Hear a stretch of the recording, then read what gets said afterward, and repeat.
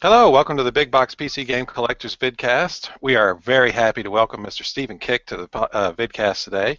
He's with Night Dive Studios, now famous for the System Shock Kickstarter that's been very successful so far. Stephen, how are you doing this fine morning? Doing very good, thanks. How are you? Yeah, I'm doing all right. We have the usual collection of sundry degenerates here with us today, uh, and a steward who can't speak, thank the Lord. Um, give me. I guess let's start off with give us some background on your company and why you chose to pursue a System Shock remake. Well, Night Dive has been around since early 2012. Um, Basically, I was working as a character artist in the industry for a number of years, and during my last project, which was PlanetSide 2 for Sony Online Entertainment, I had just kind of reached a breaking point and decided to quit, do some traveling, and see the world. So I went down all the way through Mexico and Central America over the course of 9 months, and during that time I brought a collection of classic PC games that I could play, kind of reintroduced myself to the games that initially influenced me to become a developer, and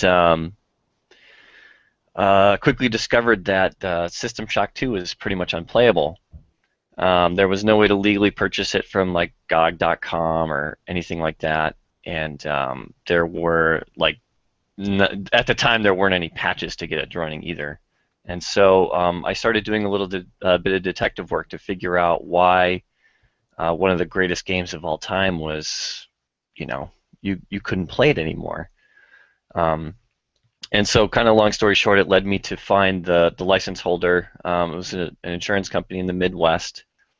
We had pitched them on the idea of just re-releasing the rights or re-releasing the games that they had the rights to, and they agreed. And so Night Dive was born, and it kind of opened up the door to going out and finding other classic games that were kind of in a similar position, like I Have No Mouth and I Must Scream, Strife, Seventh Guest, 11th Hour, and close to 100 other games that we've done since then.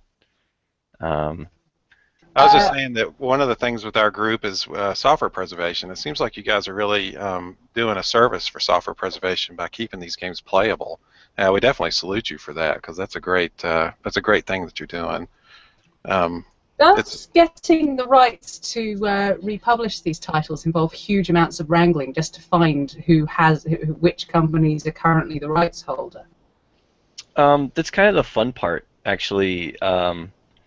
The first one that we did obviously was System Shock 2, and that was just a matter of going out online and going through old articles, using the Wayback Machine to kind of, do some internet sleuthing. And it was like following digital breadcrumbs, so to speak. And then once we kind of figured out about where the rights should be, it was just a matter of like maybe going on LinkedIn, finding the right contacts within that company, and then sending out messages and just hoping to get something back. And that's kind of what it is with all of our games. Sometimes it's like right away we find out who owns it, whether or not they're interested, and other times it takes months. But rarely do we get to a point where it's like, there's absolutely no way this is going to happen. You guys probably know, No One Lives Forever is notorious for that. We're currently having some issues with Power Slave, which is something that we've been working on. And then there are... I loved it. Say that again? That's a shame. I loved Exhumed. Europeans, so. Oh, yeah, yeah. Yeah, I mean, that one was tough.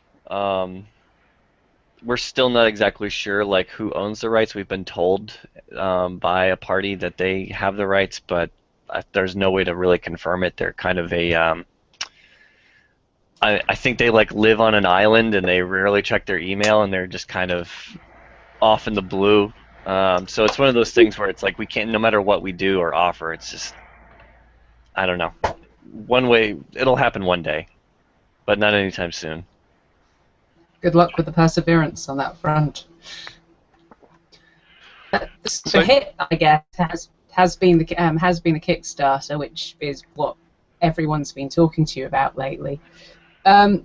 Were you surprised by the level to which it took off, or was this sort of a carefully planned work of marketing genius that went according to clockwork? I'd love to take credit for that. It was kind of surprising, mostly because, I've been like following and using Kickstarter since, before Tim Schafer launched the adventure game on Kickstarter through Double Fine, and that I think gave a lot of people a lot of inspiration to use the service in order to, crowdfund these huge games. But as you're all aware, the whole scene has become pretty tumultuous with, campaigns that shall rename, I won't name, but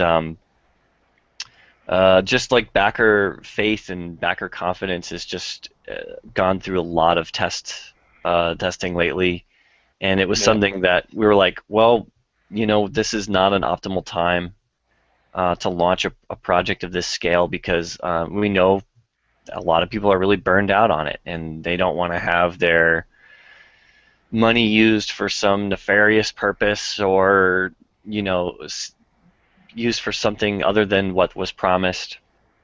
And so part of my original goals was to release a demo along with the Kickstarter, and I think that really helped restore some of that faith. And because we opened it up and we gave that out to everybody, not just backers, it proved that we were not only willing to put some of our own skin in the game and some of our own resources, but we were willing to let everybody see us at our like most vulnerable point. I mean, this is pre-alpha. This is like before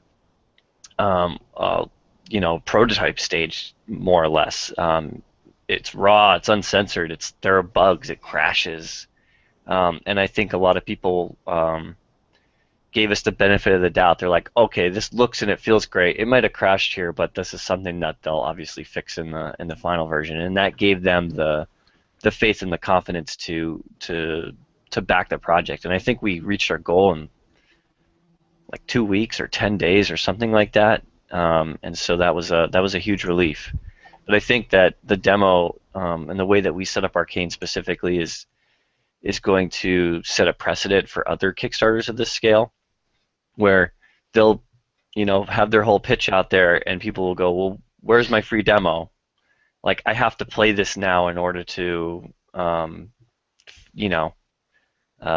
feel compelled to back your project. And I think it should be that way. When I was in school, it was stressed above all else. It was like, if you're going to go and pitch your game to a publisher, you can't just show up with some concept art. You can't just show up with a game design document. You have to provide a demo that's playable. And so it seems like a lot of developers have kind of forgot that through Kickstarter, and have, I hate to put it this way, but have taken advantage of a system that was put there just to make things a little bit easier. My pet peeves about Kickstarter, and I've backed a lot of projects, one is that, like you mentioned, Double Fine Adventure. So I'm the type of guy, I'm pretty old school. I want to get the physical copy before I play the game. So I still have not played Double Fine Adventure. But I've seen it in the stores at Walmart for the last 2 years already. It's not there anymore, they're done. But they've released it to retail, but they haven't gotten it out to the backers. And at this point, I feel like when I finally get it, it's not even the original release. It's like a reissue. Because the original release been sitting at Walmart for 2 years. So that's like a huge, I guess, pet peeve of mine. And the other one is that I never hear about stuff I actually want to back, except like a lot of times after it's already done, then you hear about, oh yeah, this game came out, it was successfully funded on Kickstarter. Like most of these people and companies that are funding things on Kickstarter don't know how to reach the audience they're looking for. Because there are people that, like, if they heard about it, they would gladly throw money at it. They just have no idea. And then after the fact, they're like, oh, okay, now that I know, I'll give you the $100 for whatever. Oh, sorry, it's too late, And then it's just like, that's BS. So you didn't seem to have that problem. You got a lot of exposure and interest very quickly, so you must have done something right. Well, I think that we hit that weird time. It was like we launched right before the 4th of July, and then there was a couple of weeks before E3 where it was more or less kind of a dead zone for the industry. Like no one was announcing anything, and so a lot of the news sites and journalists, they were like, "Well, this thing is doing well. Let's do articles on this and talk about it." I mean, we released 2 versions of the demo. We patched it after a couple of weeks with an option for filtered texturing, so that because some people they just wanted to see what it would look like without the kind of art style we were going for. And there was a whole article about that, like one patch note that we had on Rock Paper Shotgun. And I'm like, you couldn't pay for press this good. And then going back to the demo, I mean, because the demo was available to anyone, I mean, there's got to be like tens of thousands of Let's Play and other impression videos on YouTube of people just playing the demo with links to the Kickstarter. And I didn't anticipate that at all, but I feel like that's a major reason why people have been able to find our project. Going back to what you said about Double Fine, I'm still waiting for my big box collector's edition too, and I got the Blu-ray documentary thing too. Who knows when that's going to show up? Apparently, it didn't. Almost done. It's almost done. Yeah, I don't care about the documentary at all, really. I just I backed it for the documentary, so sorry, everyone. Now, Steven, I think you're kind of selling yourself short, actually. I mean, I think the Kickstarter was successful because you guys took a very good product and brought it into the 21st century. I mean, I, for one, loved System Shock, and to throw that demo in, somebody told me about it, and I went, okay, I'll download this and say, and I was back in Citadel Station within minutes. I mean, your art guys nailed it exactly, and especially coming from what did you guys say, a 320 by 400 original resolution. You guys brought the res all the way back up, and it all about, even though there was only there's one part of a level, I was already back on Citadel Station. You totally nailed the feel and the look and the environment right out of the box. That's part of why I think it's been such a success. I mean, that's why the demo is so critical, is because System Shock's one of my favorite games. Played it in college a lot, and the thing with System Shock is the controls were really janky on the original release. Like, it's very difficult to control, and the graphics. And I feel like that you guys really updated the setting as well to where it's a little more creepy. Like, it's similar. It's artistically on par with the other one, but it's like it's got that creepy vibe, whereas the original release had these really bright kind of colors, and which was probably a limitation of the hardware at the time, but it wasn't like terrifying, or like the new one has the potential to be. Yeah, there were a lot of aesthetic elements that we constantly had to keep in mind, because we didn't want to just make like another like dark gray and brown next-gen horror game, obviously, and a lot of it had to do with maintaining like the high level of color saturation that's in the original. It's very distinct. It's bright. It's kind of in your face, but there are parts of the game where it is dark. It almost goes to black, and that's because back then, this was like one of the first games where there was like true dynamic lighting, but it just wasn't advanced enough to give you that, the penumbra or the fade-off effect of the light to really build up that atmosphere. And because we've got newer tools now, it allows us to keep those colors, but have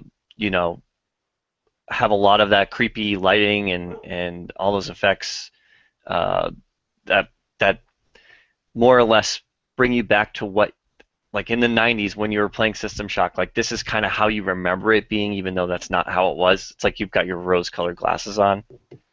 And that was kind of our philosophy behind this, is that somebody who's played the game back then, they should feel totally familiar with this new game, even though we've rebuilt everything from scratch. In terms of things that draw you into the game, obviously we're the big box PC game collectors, so we're a little bit of a one-trick pony.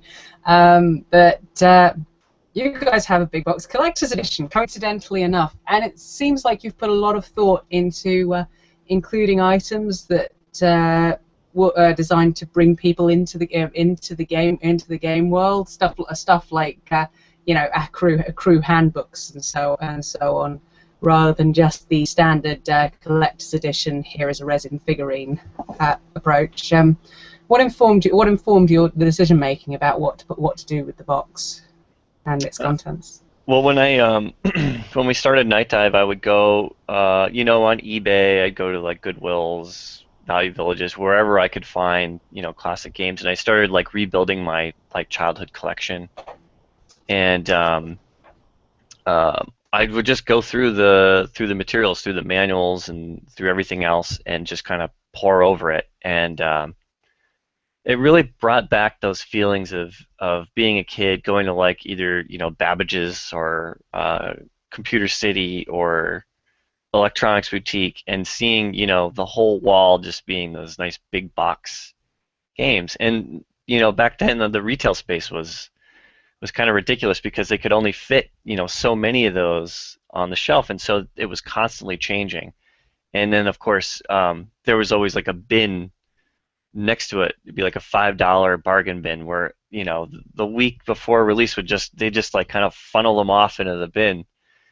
And so that was like normally where I would go and I'd buy all these games, and we kind of wanted to capture some of those feelings again. And being a member of the PC Game Big Box Collectors, on Facebook, and having a pretty big collection myself, I was like, I don't care how much this thing costs to make. Like, it's got to be perfect. It's got to be.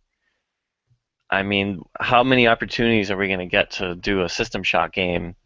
This has to be, an example for others to follow in terms of, giving, respect to the big box collectors and people who helped establish and support the medium from its inception. It's hard to tell from the images and stuff, but like I've got System Shock 2 here. It's the glossy cover one. Yeah. Ours based off of what we're working on, it should be like this. It should have like a foil kind of cover as a nod to this particular version. And then the employee handbook is going to be kind of written and styled as if you're a new employee on board Citadel Station. It's kind of like you're, welcome to the team. Here's your guidebook, and it'll have, some lore about Tri-Optimum, Tetracore, warning signs of, certain equipment, that type of thing. And if you guys are familiar with the big box version of Homeworld, Oh, yeah. there's that really kind of handsome, thick manual in there with that really nice paper, and everything is being modeled off of that. And You're then speaking directly to our hearts, you know that, right? yeah, well, I mean, like basically the team came over here, and I wish I could show you. I could probably point the camera over there, but my whole entire closet is just full of big box games, and we pulled like all the games off the shelf, and we're going through all of them, and we're picking out the things that we like about each one, and we took. Let me grab this. We most definitely need to evaluate your collection. Yeah, I know, or steal it. It's pretty good. So we took this, and this was basically like our guideline. So we measured everything off of this, and decided that it had to be at least this good or better. So it'll probably be about this big. It's going to have the foam.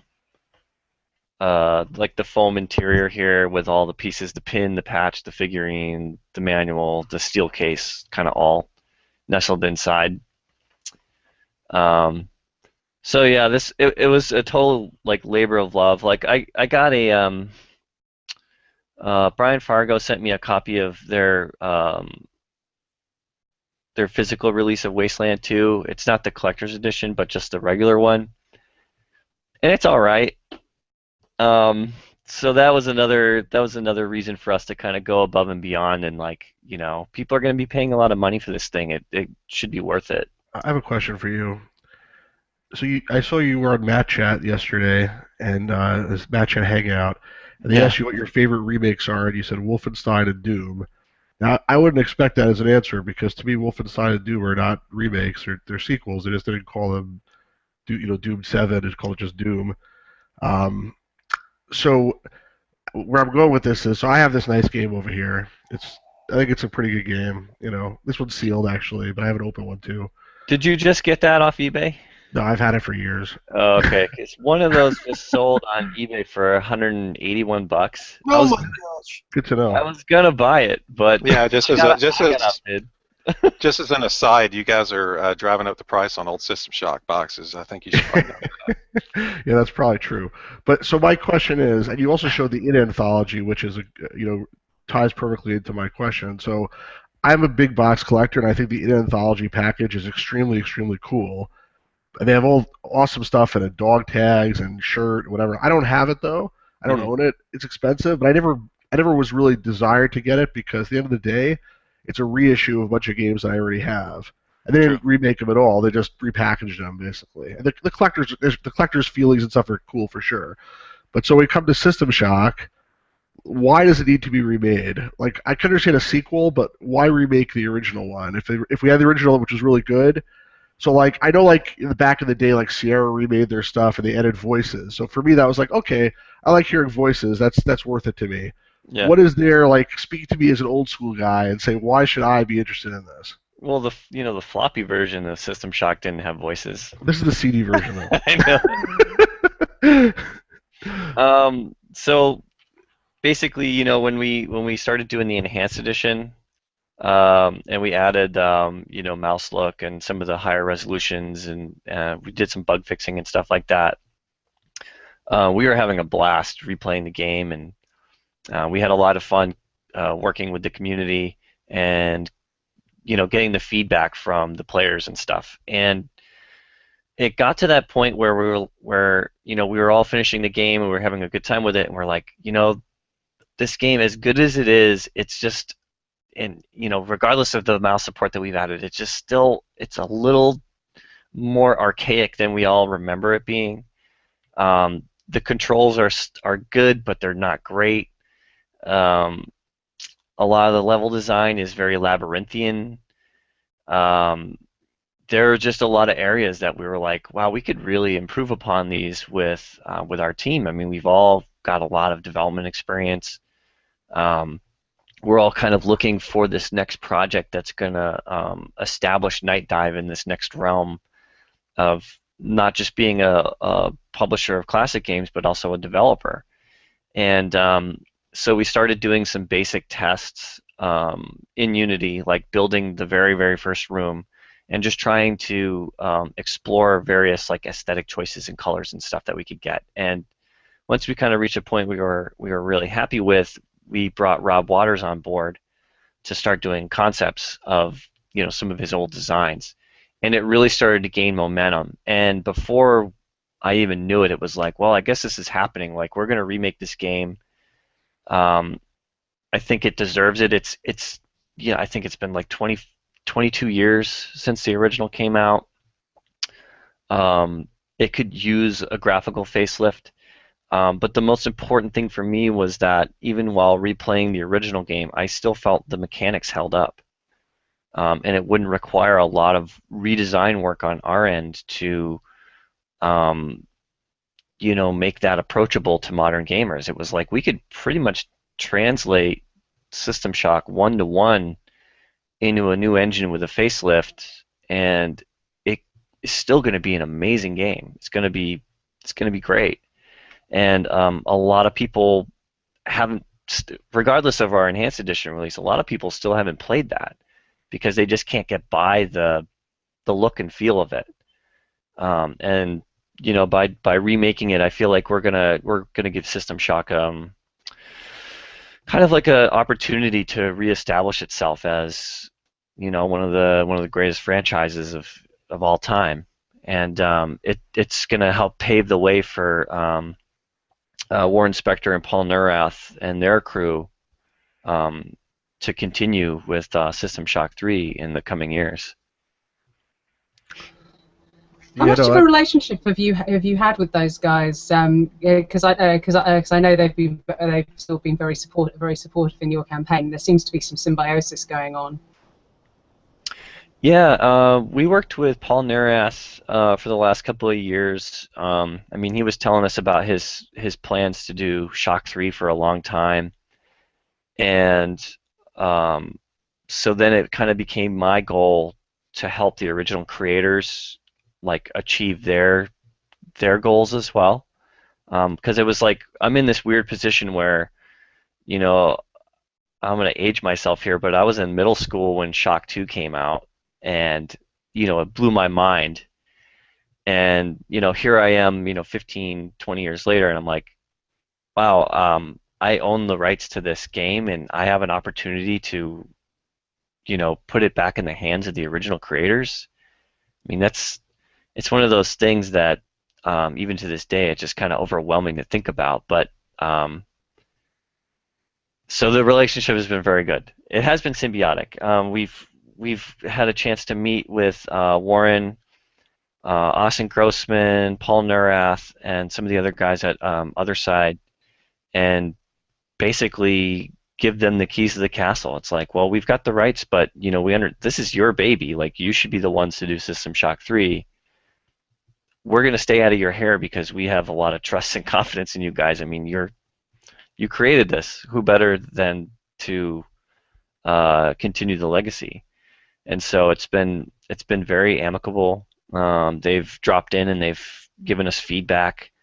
They're gonna later on in our development, they're gonna consult with us, make sure that we're all kind of following the foundational pillars of Looking Glass's design philosophy.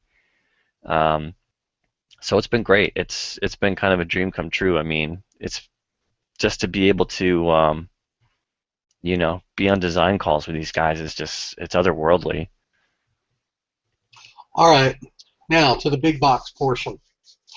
What is your prized possession in regard to big boxes? What's that one that you basically said, I hunted for this forever, I finally got back a piece of my childhood, this is one from back in the day that I never let go of? Where is it? Oh, man. And you better turn your camera because we got to look at your collection. Sure. Yeah. There's a couple of them. If I can answer that, I'll give you a little bit of background. I was working at Sony, and all my big box collection, everything was at home in Massachusetts. So I was living in California, and everything was on the East Coast. And occasionally downstairs in the break room, people would like put stuff on the tables that was like anybody could grab. It was like free, first come, first serve.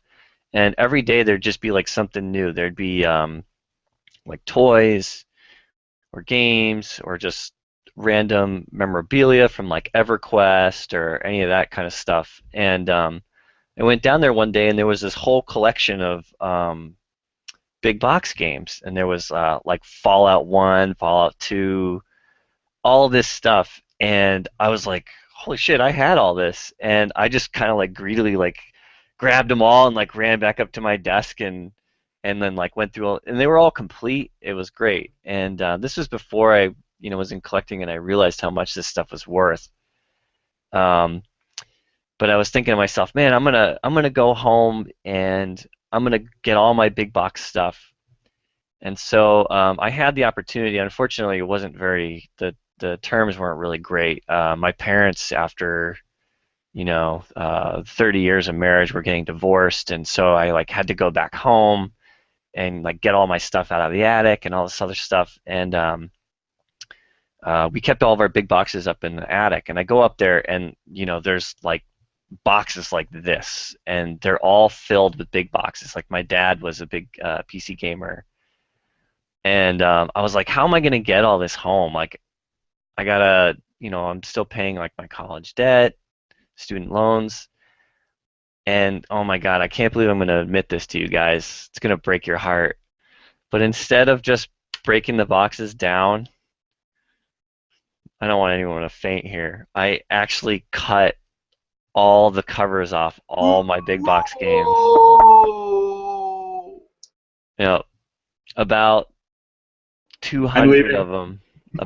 I have like 200 of them. Oh. Yeah.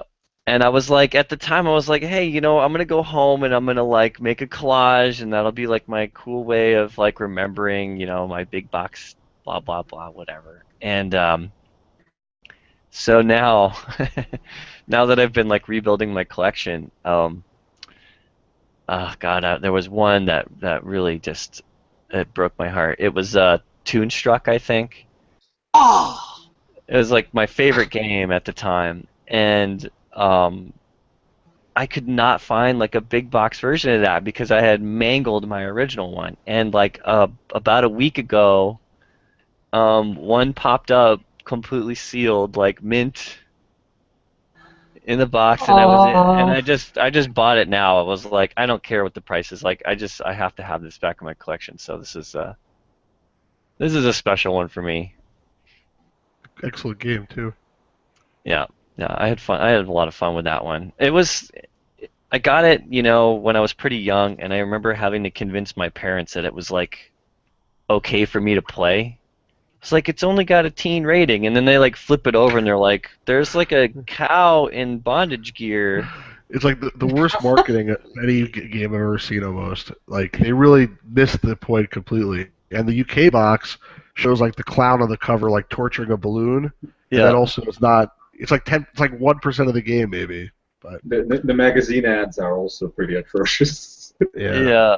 Yeah. But I love the game. I love Christopher Lloyd, and just the animation style stood out to me back then.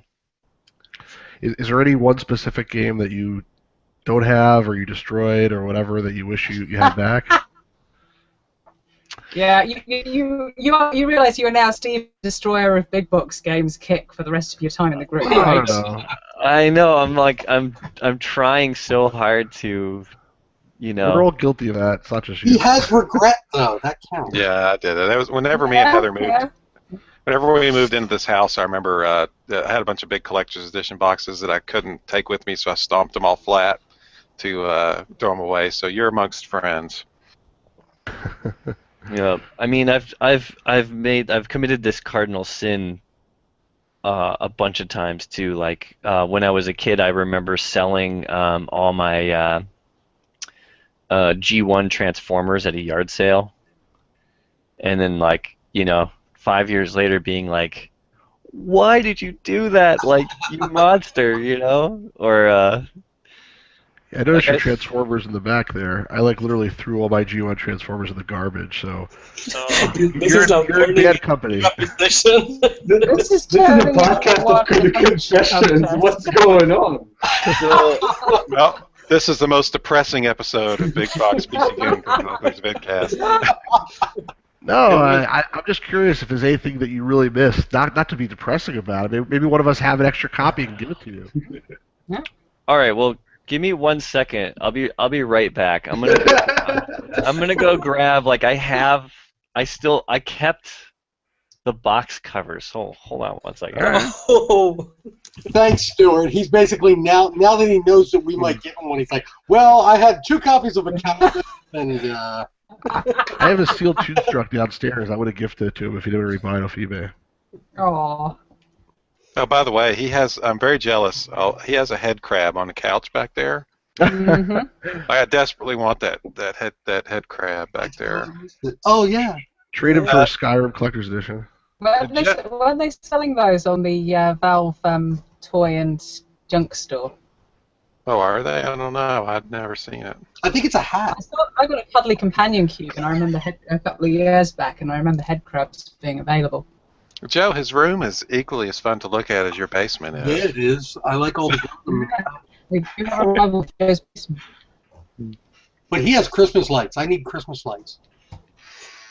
Yeah, that's what your basement needs, is Christmas lights. You should get some rope lights, pin them up. Oh my gosh, it's heartbreak time. Okay. All right, I just grabbed the first pile. Hurt us now. Oh no. I'll do these quick. This is Here's the most masochistic hangout ever. Oh. Mm. Oh, at least it's only the US version. Broken Sword. Oh. Oh. Good thing Pascal's not here. 'Cause Yeah. Guys, stop It's talking. Wi-Fi. Otherwise, Oh, cool. Joel, put the focus on Steven. So it's on. Oh, Independence Day was fun. That was a shitty game, but it was still fun. no one remembers. Rainbow Six. Yeah. So much fun. Beast Within. Oh. Oh, Galapagos. Did any of you play that one? Yeah, that was like an artificial intelligence game. Fascinating. Return to Zork. Mm. Homeworld. Mm. Here's Real Mist. I had that. This is a good one. Amazing Grace. Rocket Jockey. Mm. Undying. Oh, classic Oh, right there. Oh. Gunman Chronicles. Mm. Mist Again. You can replace that for like 10 cents. Circle Yeah, of Blood. That's an awesome game. That's fucking sword game. Command and Conquer. Shogo. This is Shogo was incredible. that one's hard to find these days, I think. Yeah, it is. Spy Fox. I was a big Yeah. Spy Fox fan. humongous. Forsaken. Mm-hmm. Postal. Yeah. Oh. Curse of Monkey Island. Oh man. Just keep going. Ah, Team Marina is not easy to find either as a big box. Morpheus. You guys ever play Morpheus? Good game. Oh. No. Chips and Bits used to That's have like cool. 100 of them for $2.99 each, so I bought one, and it's a really good game. I actually was weird. I found a eBay auction and I was able to buy 6 of those, all still sealed for like $15 off eBay. Yeah. And- Do you remember the store Chips and Bits? Anybody remember that online store from back in the day? Yeah. I remember the adverts in CGW. Yeah, I never went. They used to have that game for $3. Like they had a limited number basically, and then they went out of business. So somebody must have ended up with those games. I This do one love there. it when you Because of that you've got game. the name- Oh, Oh, that's a nice one. Oh, Yeah, Jordan Mechner classic. Yeah, this sucks though, because this would have been valuable. Let me put it Yes. that way. Original release. Time lapse. This Nice. one. You guys played this? I have the box of this one. I have one still sealed, I think. Yeah, that was one of the ones that I replaced. So here's the big one here, and I have a Yeah. sealed European release. Okay, so here's Toonstruck. Hey, Shadows of the Empire. so now that you're on this VidCast, you can list those covers on eBay as rare game covers. Yeah, you can sign them. As seen on Big Box Collectors VidCast. oh, those. Oh, both editions are black and white. No, I think you should keep them. And this is Oh cool. my god, Oh. Jazz in the Rift. It's too bad you don't have the actual boxes, but you have part of them. Yeah, Make the collage. yeah, I Ooh, might. in the frame. It's fun It'll look to. awesome. You can Oh my decorate like the God, whole that- house with this. That's a very one. Stay tuned. That's an awesome game. Very underrated. Very hard to find these days. Yep, that's one that I would Is like that- to get again. Was that an Incredible Toons sequel? No, No, it was. Nah, it's like a Macromedia Director Sierra title. I think the only one. It's Yeah, a great game. Yeah, this I missed is- the existence of that altogether. you can watch all the cutscenes on YouTube for this, and occasionally I'll just go on there and I'll watch them because they're hilarious. This didn't have an ESRB rating or anything, but this was not really a kids game, if I remember correctly. Yeah, it was pretty. It was like Bugs Bunny, also not a kids show. Dungeon Keeper. Is that one of your faves? Oh yeah, Dungeon Keeper for sure. Zork Nemesis was awesome. Yeah, Stork Nemesis is like an underrated game. Of Light and Darkness. This was kind of a weird one. I bought that sealed about 2 weeks ago for €10.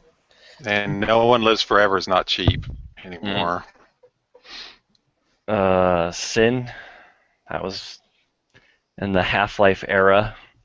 It's a great game. Zork. Another Spy Fox. I must have really been into him. Those are good games. Unreal Tournament. Sacrifice. Primal Rage. This was one of my first PC games. That was the dinosaurs versus ancient apes beat 'em up, wasn't it? Yeah. Yep. The that DOS was surprisingly game. fun. Nocturnes. port wasn't amazing on that Primal Rage, as I recall. Shivers. The controls were changed, right? Moves. Ray Bradbury's The Martian Chronicles. Oh, How is that game? Have you played Man. It was terrible game. it? Someone once told me if you ever want to reset your meter for adventure games to 0, play that Martian Chronicles. Really? I'm going to play that It's a tomorrow. full-size version of Fact 2. I just have the I bought the Linux version, and that is only a small a DVD case. Another Morpheus. Yeah, I've got the big box of Heavy Metal Fact 2 in my closet. Yeah, I had another one of Morpheus because my dad and I loved that game so much that we bought multiple copies for some reason, and I destroyed them both. no. Lighthouse. This is actually one of my favorites. Really? Yeah, I really liked that game. It was very had such a dark story to it. Shivers 2. Oh, this, This one, Obsidian. That's a hard to find game too. That's good. Let's see. I'm getting near the bottom here. Star Trek Voyager. Soldier of Fortune. Soldier of Fortune. That was a great game. Die by the Sword. I loved that game. So underrated. Oh, and here's Rune that goes with it. AVP 2. You know, I could never play that game because it always made me motion sick to play as the alien. I think the Prisoner bottom of line Ice. here is that Steven is Prisoner of extremely Ice. good taste in Prisoner games. of Ice. A game that you all guys maintain is good. Dark Earth. Dark Earth, wow. This one's fun. I love this game. MDK. Yeah, that's an yeah, that was dumb fun. I think we could trust this guy. He seems like he knows his game. So Yeah. Just don't let him near our collections. Seriously, you're quite holding it, literally. Oh yeah. This was my original copy of System Shock 2 here. Oh, no, that definitely has value now. There were a couple that I saved. Let's see. I saved this one. I got the space bar. Resurrecting. Hey. And I recently replaced that one. I got a full thing of that. Nice. That's an interesting title. And then the other ones were, let's see, they're all here. The Half-Life collection, Nice. the originals. Very nice. Eh. I would say that when Half-Life 1 came out, I'd say that was a big turning point for me because it had the Hammer editor, so I could make my own Half-Life maps. I was one of the original beta testers for the first iteration of Counter-Strike. Cool. Nice. I remember at the time our hard drive only had like a gig. It was like a gigabyte, and Half-Life required like 400. 400 minutes.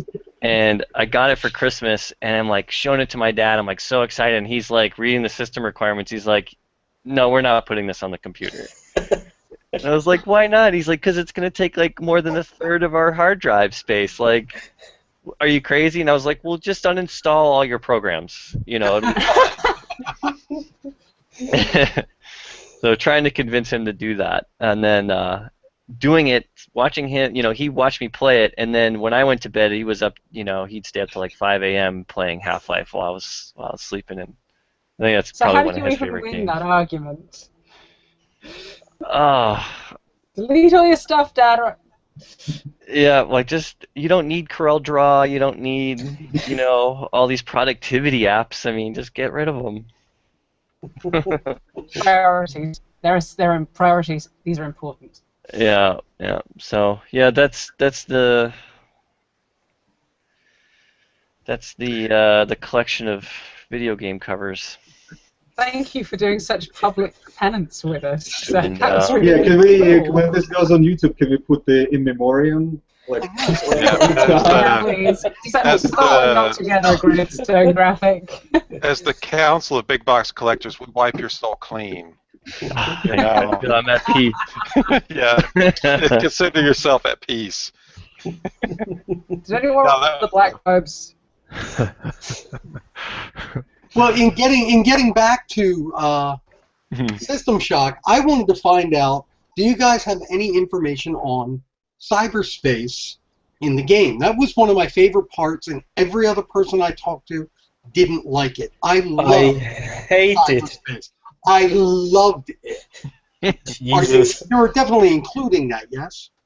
Yeah, cyberspace is going to be in the game, but one of the things that yeah, you're going to like this, but nobody else. You could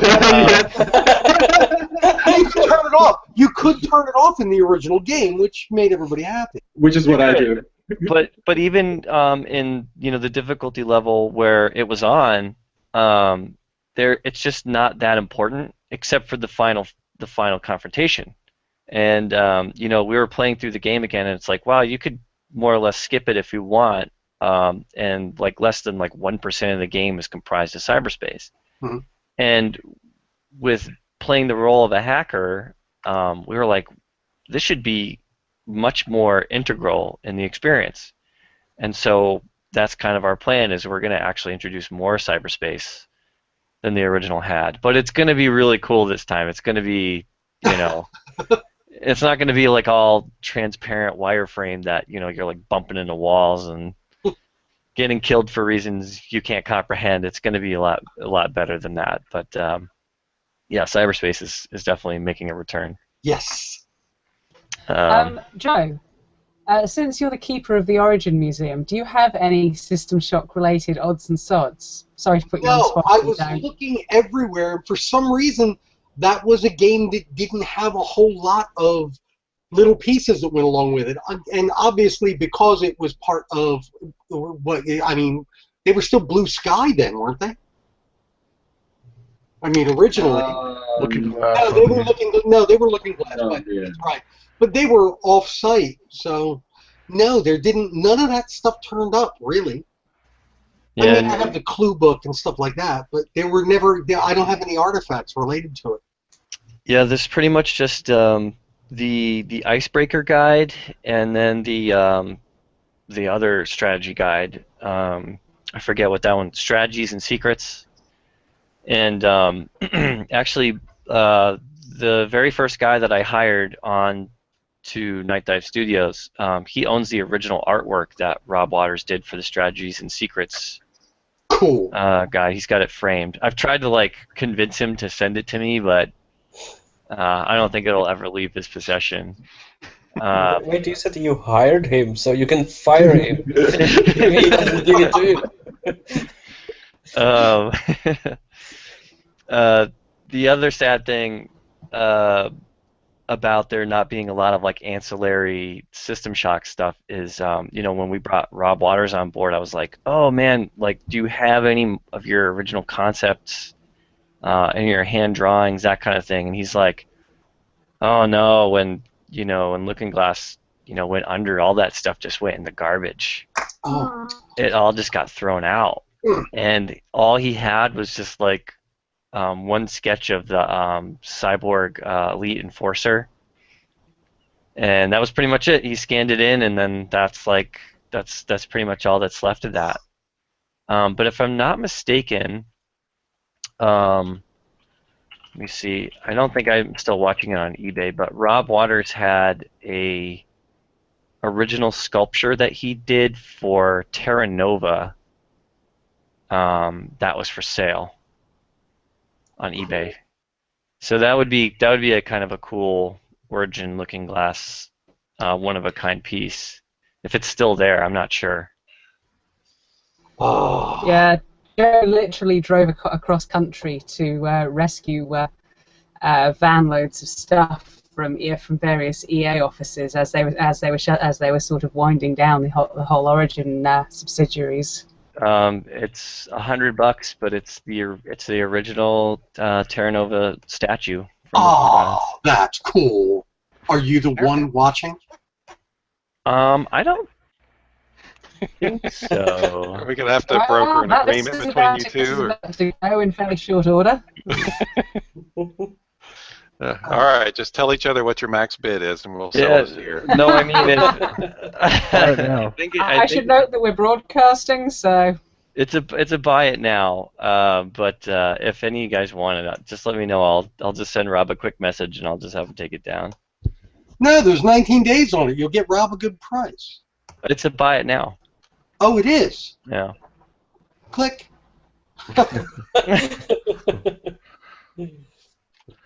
Yeah, I wanted to ask, like, Stephen, you brought a lot of great games, and there's few that you weren't so successful, or at least not for now. No One Lives Forever, Darkseid got postponed.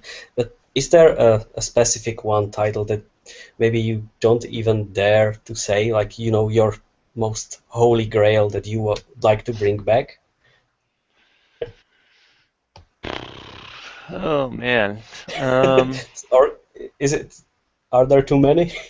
Well, there's a couple of games that I would like to do, like either remakes or remasters of.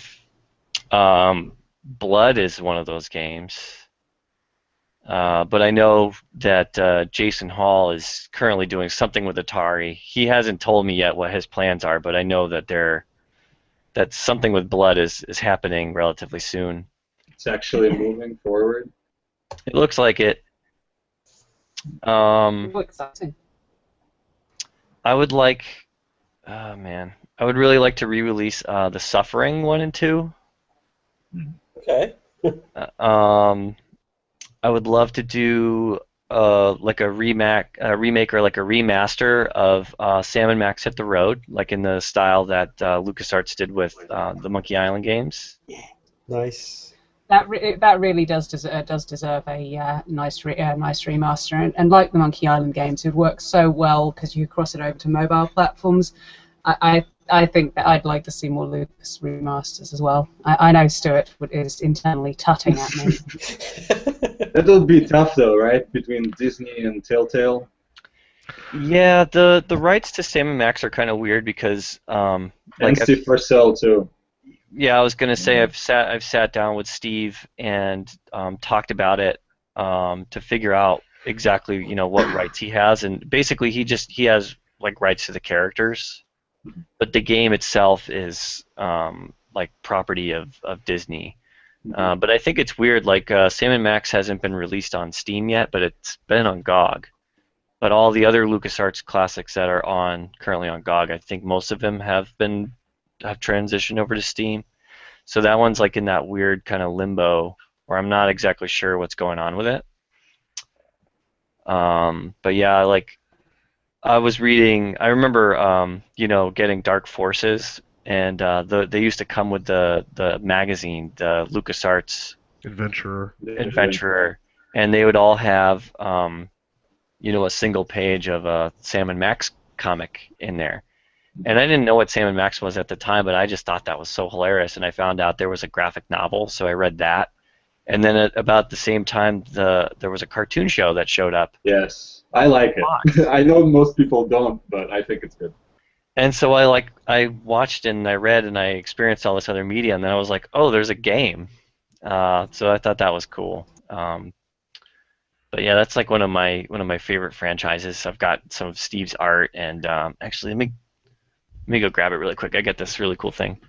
Cool. We like really cool things. I'm looking at this Terra Nova statue. This is pretty legit. Yeah. Go buy it. I don't have $100, which sucks because $100 seems like a steal for something like that too. So you might have seen this in our Kickstarter pitch video. Oh yeah. Cool. Oh, hey there, little buddy. So is that like a model that was used for something, or is that just like a recreation or something like that? It's a plush that my wife made. She's a professional cool. maker. Wow, and very so, cool. That's awesome. Yeah, she made a Max one too, or I'm sorry, a Sam one, and we were at the time we were working with Steve to put these into production, but that's kind of on hold right now. Wow. Everyone's favorite homicidal lagomorph. A lot of people Yeah. buy it, I think. I'd buy one. Yeah, totally. So I'm not KG. I just respond to your comment. I'm not against. Listen,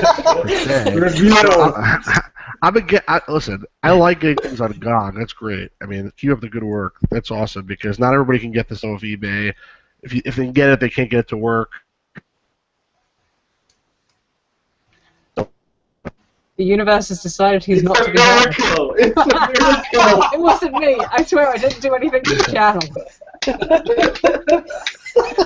Sorry, Stuart. We can't hear you, Stuart. This is amazing. This is best. This is the best hangout.